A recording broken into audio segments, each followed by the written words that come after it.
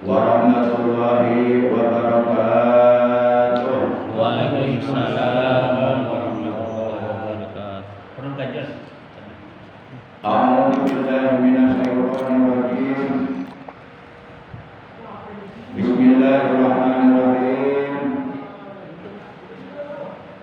Alhamdulillahilladzi khalaqal insana khalifatahu fid dunya 'ala dawam wa akramana 'ala ghairina min jami'il hayawanati wal hawam. Asyhadu an la ilaha illallah al-malikul quddus salam wa asyhadu anna sayyidana Muhammadan 'abduhu wa rasuluh al-mab'uts ila jami'il anam. Allahumma shalli wa sallim wa barik ala hadzal nabiyil karim wa rasulis sanadil azim sayyidina wa habibina wa syafi'ina wa qurrati a'yunina wa maulana Muhammad wa ala alihi wa ashabihil kiram ila akhiril ayyam. Amma ba'du. Ma'asyiral muslimin, saudaraku seiman, seagama, seakidah yang seluruhnya tanpa kecuali saya hormati rahimahullah wa hadakumullah wa hafizakumullah. Segala puji bagi Allah yang telah menganugerahkan kepada kita nikmat yang teramat mulia, nikmat yang sangat amat agung, yang dengan nikmat ini kita akan selamat dunia dan akhirat, yaitu nikmat iman, Islam dan ihsan, juga termasuk nikmat besar menurut Imam Syafi'i setelah nikmat iman Islam adalah nikmat ilmu yang bermanfaat. Karena dengan ilmu kita bisa menyempurnakan keimanan kita, bisa menyempurnakan keislaman kita. Dengan ilmu kita bisa menyempurnakan ibadah kita kepada Allah. Juga alhamdulillah kita masih diberi nikmat umur, nikmat sehat, serta nikmat-nikmat yang lainnya yang tiada terhingga. Sehingga alhamdulillah pada malam ini memasuki malam tanggal 18 Zulhijjah 1445 Hijriah, bertepatan dengan tanggal 24 Juni 2024, kita dapat hadir kembali di majelis ilmu yang mulia ini, di Musholla Al-Istiqomah yang kita cintai ini. Dan malam ini adalah merupakan pertemuan taklim yang ke-495.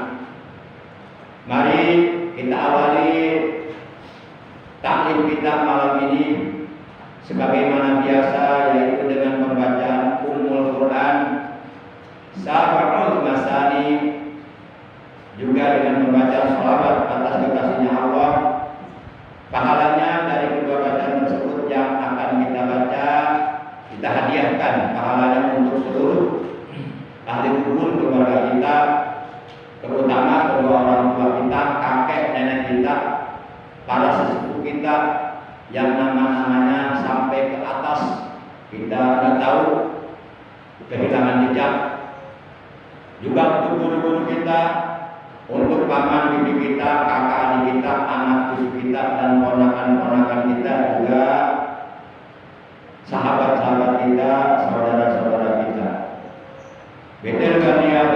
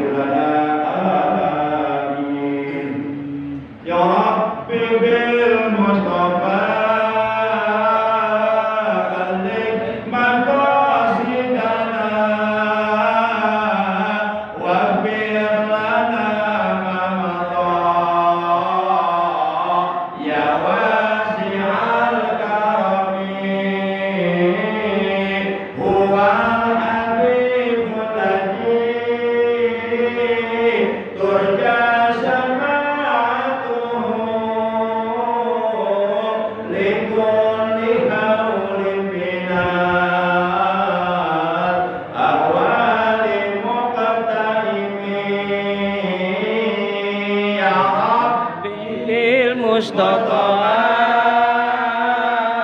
balik maqasidana wa bilana mamada ya wasi'al karami huwa bi qulati turja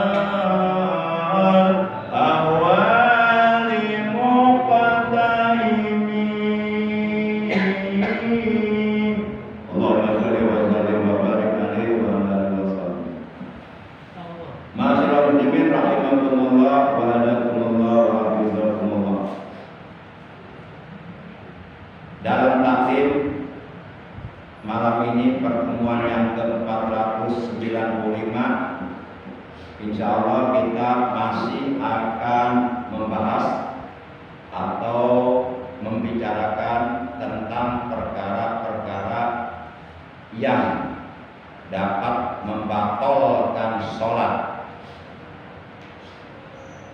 Berangkat dari keterangan sebuah hadis.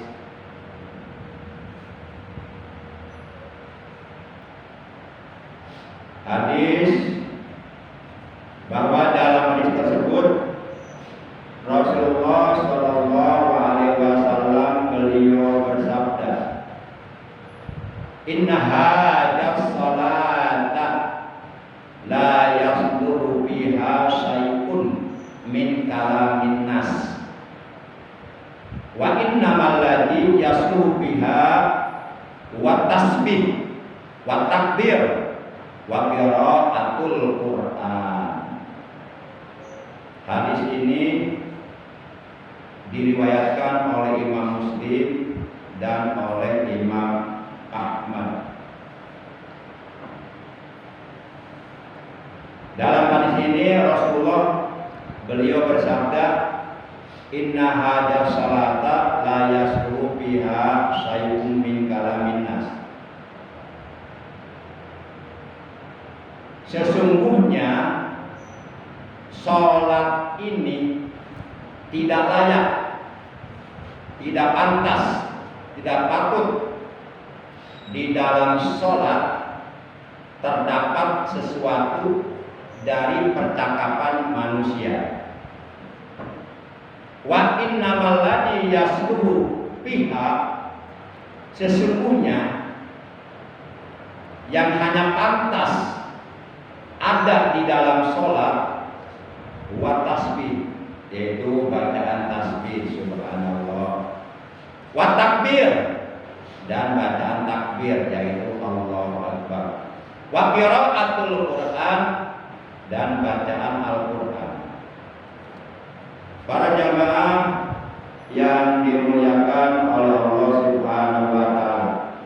Nah, ini sabda Rasulullah ini saat itu oleh beliau disampaikan kepada salah seorang sahabatnya yang bernama Muawiyah bin Al-Hakam. Jadi Rasulullah saat itu bersabda kepada Muawiyah bin Al-Hakam, sesungguhnya sholat ini tidak layak, tidak pantas, tidak patut di dalam sholat ada percakapan manusia. Artinya apa? Artinya ketika kita sedang sholat, maka kita diharamkan, tidak dibolehkan. Apabila kita melakukannya, maka mengakibatkan sholat yang kita kerjakan menjadi batal, menjadi tidak sah. Apabila di dalam sholat kita melakukan percakapan dengan siapapun, atau mengeluarkan kata-kata, kalimat-kalimat yang mengandung unsur percakapan walaupun tidak ada lawan cakapnya. Semisal lagi sholat ngomong ih, atau hush, atau ah, atau bahkan satu huruf seperti ki. Sedang dalam keadaan sholat kita mengeluarkan satu huruf melalui lisan kita, bisa ucapan ki, itu bisa membatalkan sholat. Kenapa? Karena ucapan ki menurut kalam ahli fikih, ucapan ki itu fi'il amal, diambil dari lafaz waqo, waqo, yaki, wikoyatan, wa maukon, bahwa wakin, wajaka maukiun ki. Itu fi'il amalnya ki, lataki, maukon. Berarti walaupun hanya satu huruf yang kita ucapkan seperti ki, itu ada maknanya. Maknanya peliharalah dirimu, jagalah dirimu. Berarti kalau kita sedang sholat, misal mengucapkan ki, seakan-akan kita mengucapkan jagalah dirimu, maka batal sholat kita. Karena itu termasuk kalam, termasuk percakapan. Menurut istilah para ulama ahli fikih, yang disebut kalam itu adalah ma'abtola sholata min harfin mubhimin kaki minawi qayati wa'i minawi ayati au harfaini wa illa bifhama. Jadi kalam itu, percakapan itu menurut para ulama ahli fikih adalah suatu perkara yang dengan suatu perkara tersebut dapat membatalkan sholat. Sholat yang kita lakukan bisa menjadi batal, bisa menjadi tidak sah apabila kita melakukan perkara tersebut. Min harfin mubhimin, yaitu dari satu huruf yang bisa dimengerti, satu huruf yang bisa dipaham oleh orang lain. Seperti contohnya tadi mengucapkan ki, itu satu huruf. Kof kasroh ki dibaca ki, atau ain kasroh i dibaca i. Itu satu huruf tapi bisa dipahami oleh orang lain. Karena ki atau i itu artinya jagalah dirimu, peliharalah dirimu. Kalau ki-nya di depannya ada waw jamak, maka menjadi ku. Seperti dalam Al-Quran surah 66 At-Tahrim juz 26 ayat 6. Ada tuh kalimat ku, ya ayyuhalladzina amanu ku anfusakum, ku jagalah dirimu, ku anfusakum jagalah dirimu. Nah, dari api neraka. Itu ku, itu kalau mufradnya ki itu mufrad. Jadi kalau ki ini kalimat fi'il amar, kalimat perintah, dan yang diperintahnya hanya satu orang. Tapi kalau yang diperintahnya dua orang, maka dimasuki alif tasniyah jadi kia. Tapi kalau yang diperintahnya banyak, maka pakai waw jamak jadi ku. Kalau ki, jagalah dirimu satu orang. Tapi jagalah diri kalian dua orang, berarti kia. Kalau jagalah diri kalian semua, ku. Ini kalau kita bahas ilmu nahwunya. Jadi ngaji itu harus paham ilmu nahwunya. Enggak cukup kita hanya bisa baca Quran, tapi enggak tahu maknanya, enggak paham isinya, enggak paham, enggak mengerti tafsirnya. Para jamaah yang dimuliakan oleh Allah Subhanahu wa taala. Al-harfa ini atau orang yang sholat itu dia mengeluarkan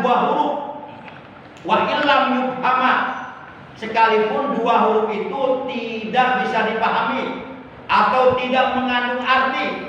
Misalnya lagi sholat, bapak, batal sholatnya. Kalau itu dilakukan dengan sengaja, atau lagi sholat ngomong hus, sengaja batal sholatnya. Hus berapa huruf itu?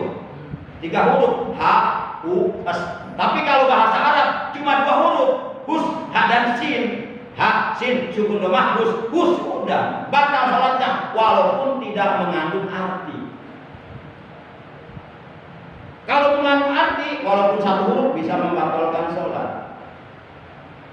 Nah, Rasulullah bersabda seperti itu kepada Muawiyah bin Al-Hakam. Sesungguhnya sholat ini tidak layak, tidak pantas, tidak patut di dalam sholat melakukan percakapan dengan manusia. Karena orang yang sholat hakikatnya sedang berhadapan dengan Allah. Kok berhadapan dengan Allah main-main, sambil bercanda, sambil ngomong sama temennya, sama aja ngejek sama Allah. Nah, harus serius sholat itu. Minimal paling tidak ketika kita sedang sholat, kita harus merasa bahwa kita sedang ada di hadapan Allah, sedang menghadap Allah. Usahakan harus merasa bahwa kita sedang dilihat oleh Allah, bahwa kita sedang menyembah Allah Sang Maha Pencipta. Maka saat itu kita merasa rendah, merasa hina di hadapan Allah. Makanya nggak boleh sholat sampai menengadah ke atas begitu, tangkap peteng-peteng, sampai ke pinggang. Para jamaah yang dimuliakan oleh Allah Subhanahu wa taala. Wa innamal ladzi yasluhu biha wa tasbih wa takbir wa qiraatul Quran. Kata Nabi, beliau menegaskan, sesungguhnya yang pantas, yang patut, yang layak dilakukan di dalam sholat hanyalah tasbih subhanallah, atau takbir Allahu Akbar, atau qiraatul Quran, atau baca Quran seperti surat Fatihah dan surat-surat yang lainnya setelah kita selesai baca Fatihah. Sementara percakapan-percakapan manusia lainnya selain tasbih, takbir dan baca Quran itu tidak boleh dilakukan di dalam sholat. Seperti apa yang barusan saya sampaikan. Hadis ini sebenarnya isinya menerangkan tentang pembatalan sholat. Jadi maksudnya,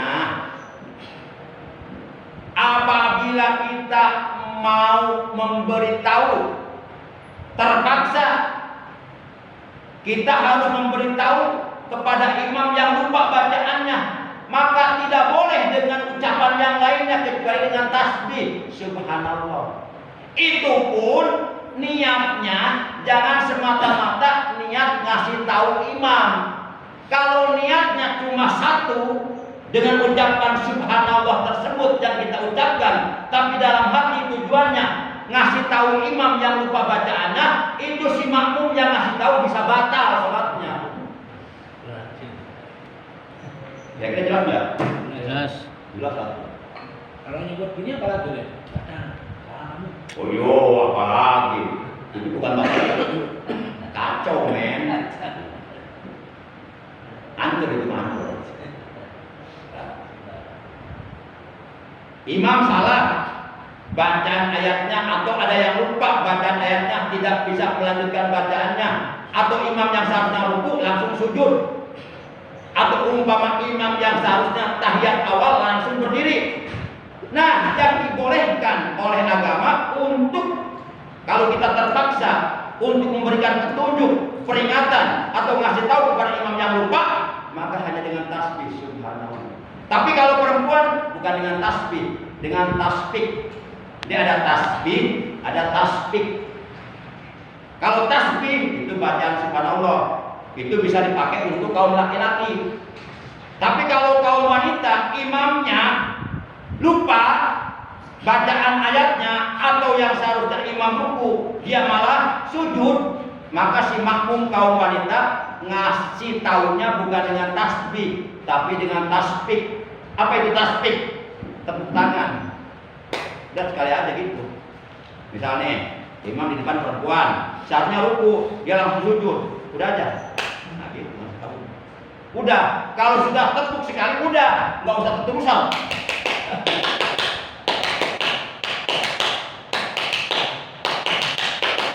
Itu mah tepuk pramuka aku.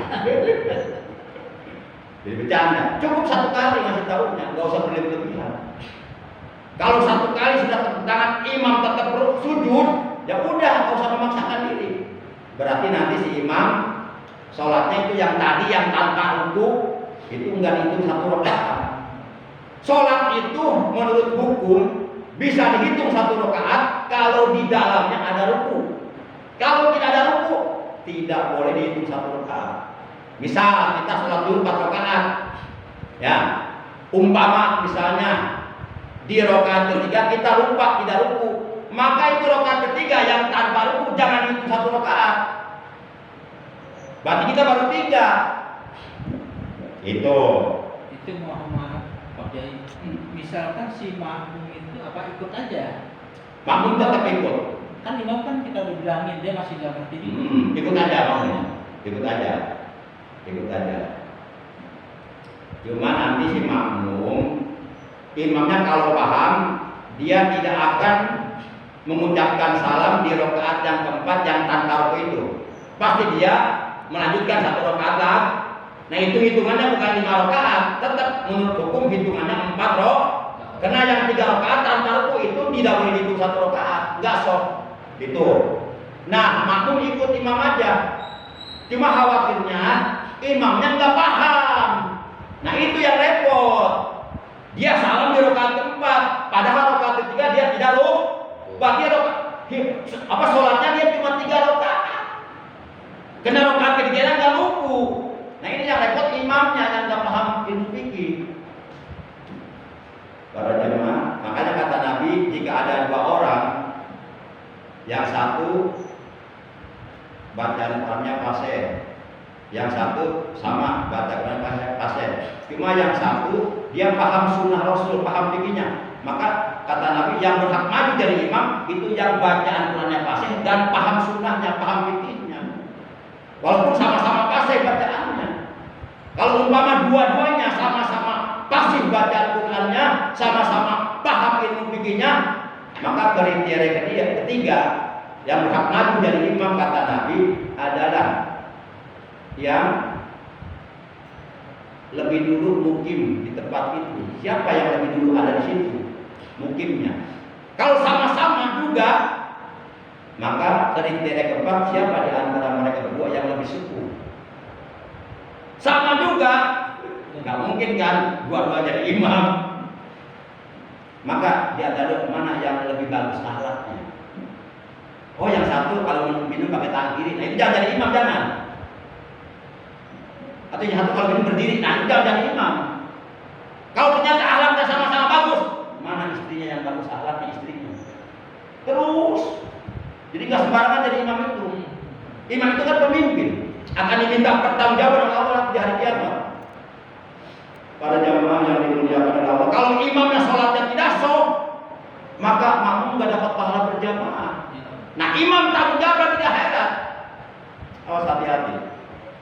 Para jamaah yang dimuliakan oleh Allah Subhanahu wa taala.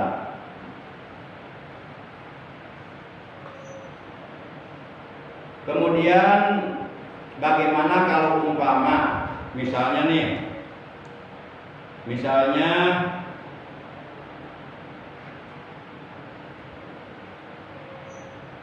ada orang datang ke rumah kita, terlepas apakah yang datang ini sebagai tamu kedudukannya atau siapapun lah, sedangkan kita dalam keadaan melakukan sholat misalnya, baik sholat fardu atau sholat sunnah. Ini yang datang ucapin salam, assalamualaikum. Bagaimana menurut hukum agama kalau dijawab waalaikumsalam, kemudian ditambah silahkan tunggu, ya batal sholatnya. Nah Rasulullah pernah, Sayyidina Ali dalam hadis yang diriwayatkan oleh Imam Ahmad, Imam Ibnu Majah, dan Imam Nasa'i. Hadisnya berbunyi begini: An aliyin kana li mir Rasulillah sallallahu alaihi wasallam mudkhalani bil laili wan nahar wa kuntu ijadahultu alaihi wa huwa yusalli ya tanah nahuli. Itu hadisnya. Supaya paham isi hadisnya begini. An aliyin, dari Sayyidina Ali. Sayyidina Ali ini mantunya Rasulullah. Karena beliau menikahi putri Rasulullah, yaitu Siti Fatimah Al-Jahrah binti Rasulullah sallallahu alaihi wasallam. Kemudian punya anak Hasan dan Husain. Di samping Sayyidina Ali ini sahabat utama Rasul, termasuk sahabat Al-Khulafaur Rasyidin yang 4. Cuma beliau sahabat yang keempat. Yang pertama adalah Sayyidina Abu Bakar Siddiq, yang kedua Sayyidina Umar bin Khattab, yang ketiga Sayyidina Utsman bin Affan, yang keempat Sayyidina Ali bin Abi Thalib radhiyallahu anhum ajma'in. Kana li min Rasulillah sallallahu alaihi wasallam mudkhalani bil laili wan nahar. Ini kata Sayyidina Ali. Jadi begini kata Sayyidina Ali, aku diizinkan oleh Rasulullah, dibolehkan oleh Rasulullah datang ke rumah Rasulullah bil laili, baik di waktu malam, jam 1 malam, jam 2 malam, wan nahari, maupun di siang hari. Jadi Sayyidina Ali bin Abi Thalib ini sudah mendapatkan izin dari Rasulullah untuk mendatangi Rasulullah kapan saja, terbuka pintunya 24 jam. Wa kuntu ijadahultu alaihi wa huwa yusolli. Dan dulu aku pernah, ketika aku datang ke rumah Rasulullah, saat itu Rasulullah sedang sholat. Aku mengucapkan salam, assalamualaikum, tapi Rasul dehem. Dehem. Dehem itu bahasa Arabnya tanah nah. Kalau tepuk tasbih, ya, di tanah nah. Rasulullah melakukan tanah nah. Rasulullah berdehem. Ya tanah nahuli. Rasulullah dehem kepadaku. Maksudnya Rasulullah mempersilahkan agar Sayyidina Ali masuk ke dalam rumahnya, tapi Rasulullah dengan dehem. Nah, berdasarkan hadis ini dapat kita ambil pelajaran, ambil kesimpulan bahwa berdehem ketika sholat itu tidak membatalkan sholat, asalkan dehemnya ada keperluan. Jadi bukan dehem sengaja kita dehem-deheman. Walaupun itu tidak membatalkan sholat, tapi minimal paling tidak makruh dilakukannya. Kalau kita melakukan kemakruhan di dalam sholat, itu artinya sholat yang kita kerjakan menunjukkan bahwa sholat kita tidak sempurna. Jadi walaupun dehem boleh, tapi nggak boleh disengaja. Lagi sholat, ada perempuan lewat dehem, ada yang lewat dehem. Oh, Pak Mansur, jangan. Walaupun tidak membatalkan sholat, makruh. Tapi kalau kita dehemnya ada keperluan, seperti yang pernah dialami oleh baginda Rasul. Saat itu Rasulullah sedang sholat, Sayyidina Ali datang mengucapkan salam, Rasul dehem. Sayyidina Ali kalau sudah paham, oh berarti Rasul lagi sholat. Jadi Sayyidina Ali silahkan mau nunggu, silahkan mau masuk, silahkan. Karena udah dikasih isyarat dengan dehem. Itu. Nah itu, jadi nanti kalau ada tamu kita lagi sholat, assalamualaikum, jangan jawab waalaikumsalam, tunggu sebentar ya aku lagi sholat. Kacau. Udah aja assalamualaikum, kita udah sekali aja. Nanti juga paham lah. Oh berarti ada orangnya, cuma belum keluar aja, gitu aja. Assalamualaikum, dehem lagi, nggak usah, udah tadi pertama. Kita masalah kok dehem ini. Demikian. Jadi para jamaah yang dimuliakan oleh Allah, apabila seseorang terpaksa untuk memberitahukan kepada imam yang salah atau imam yang lupa, kata Nabi, paling sabih, maka hendaklah dia mengucapkan tasbih subhanallah. Itu bagi laki-laki. Bagi laki-laki itu.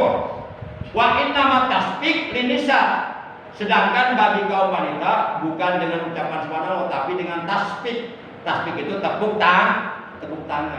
Nah itu hadisnya hadis sahih diriwayatkan oleh Imam Bukhari dan Imam Muslim. Demikian sebenarnya masih banyak yang ingin kita bahas, namun oleh karena waktu dualah yang membatasi pertemuan taklim kita malam ini. Oleh karena sudah masuk waktu Isya, demikian kurang lebihnya mohon maaf. Terima kasih atas kehadirannya, atas perhatiannya. Walaupun singkat, mudah-mudahan ada ilmu yang bisa dipahami, ada ilmu yang bisa diambil, ada ilmu yang bisa dimengerti dan bisa dipraktekkan di dalam ibadah kita sehari-hari, terutama ibadah sholat, di mana ibadah sholat ini adalah merupakan amal yang paling pertama kali akan diperiksa oleh Allah di hari kiamat. Apabila sholat yang kita lakukan sempurna diterima oleh Allah, barulah amal-amal yang lainnya oleh Allah akan diperiksa dan akan diberikan pahalanya masing-masing kepada orang tersebut. Dan sebaliknya apabila sholat fardu yang 5 waktu dilakukan dengan tidak sempurna, tidak sah, atau sholatnya rusak, batal karena ketidakpahamannya, lalu kemudian di hari kiamat sholat fardu 5 waktu yang kita kerjakan selama kita hidup dalam dunia ditolak oleh Allah, tidak diterima, maka amal-amal ibadah yang lainnya sebanyak apapun, sehebat apapun, serajin apapun menjadi sia-sia, sama sekali tidak diperiksa oleh Allah dan tidak akan diberikan pahalanya. Namun dan inilah pentingnya kita berusaha untuk menyempurnakan wudhu kita, untuk menyempurnakan sholat kita. Sempurnakanlah wudhumu sebelum kamu melakukan sholat, dan setelah kamu melakukan sholat, berusahalah untuk melakukan sholat dengan sempurna. Demikian akhirnya mari kita tutup taklim kita malam ini dengan ucapan hamdalah. Alhamdulillahirabbil alamin. Subhanakallahumma wa bihamdika asyhadu an la ilaha illa anta wahdaka la syarika laka astaghfiruka wa atubu ilaik.